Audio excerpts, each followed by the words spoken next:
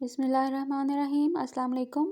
آج ہم کیک فراسٹنگ میں یوز ہونے والی کریم جو ہے وہ گھر پر بیٹ کرنا سیکھیں گے، جو کہ الیکٹرک بیٹر کے بغیر ہوگی۔ ہینڈ بیٹر سے کریں گے ہم، جو وسک ہوتا ہے۔ اس کے لیے سب سے پہلے ہم ایک باؤل میں اس کی برف کی کیوبس لے لیں گے، کیونکہ ہم نے اسٹیل کے باؤل میں جب کریم کو مکس کرنا ہے تو اس کو ٹھنڈا ہونا چاہیے۔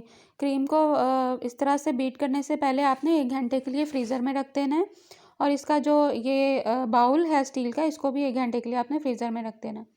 یہ کریم جو ہے ہم نکال لیں گے باؤل میں۔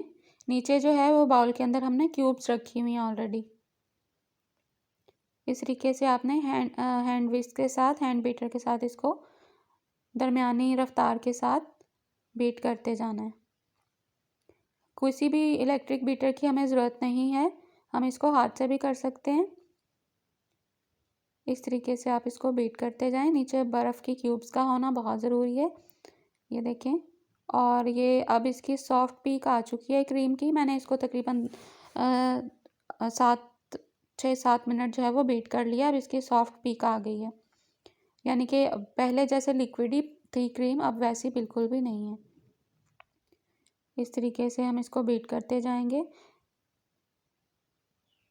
نیچے برف کی کیوبس جو ہیں وہ اس کو کریم کو رنی ہونے سے بچاتی ہیں، یہ دیکھیں۔ اس کو بولتے ہیں سافٹ پیک۔ جب آپ کے بیٹر سے کریم جو ہے وہ تھوڑی تھک فارم میں باؤل میں واپس گر رہی ہوتی ہے تو وہ سافٹ پیک ہوتی ہے، یہ دیکھیں۔ اب پہلے سے کافی زیادہ ڈبل ہو گئی ہے اس کی کوانٹٹی اب، اور اس کی جو تھکنیس ہے وہ بھی پہلے سے زیادہ ہو گئی ہے۔ اور یہ ٹوٹل جو آپ کا پروسیس ہوگا تقریباً 15 منٹ میں آپ کے ہینڈ بیٹر کے ساتھ کریم جو ہے وہ بیٹ ہو جائے گی۔ اب آپ دیکھیں یہ تھک ہو گئی ہے، اور اس کی جو باؤل میں واپس گرنے کی کنسسٹنسی ہے کریم کی، وہ رنی نہیں ہے بلکہ کافی زیادہ تھک ہے۔ اس طریقے سے یہی آپ پہچان کر سکتے ہیں کہ کریم بیٹ ہو گئی ہے یا نہیں۔ اب اینڈ میں اس کے اندر 1 ٹیبل اسپون جو ہے وہ چاکلیٹ پاؤڈر ڈال رہی ہوں، کوکو پاؤڈر، کیونکہ میں چاکلیٹ کریم بنا رہی ہوں۔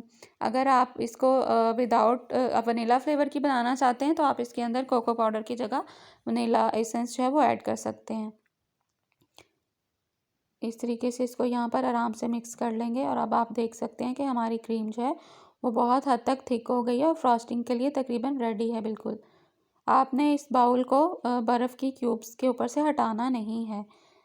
یہ 15 سے 18 منٹ لگتے ہیں۔ یہ اس کے بعد میں نے اس کے اندر وہ ڈال دیا 1 ٹیبل اسپون شوگر ڈال دیے، پسی ہوئی چینی۔ جب بالکل ہماری کریم ریڈی ہو جائے، تھک ہو جائے، تو ہم اس کے اندر چینی کے پسی ہوئی چینی اور وہ ڈال دیں گے کوکو پاؤڈر۔ آئی ہوپ آپ کو اچھا لگا ہوگا۔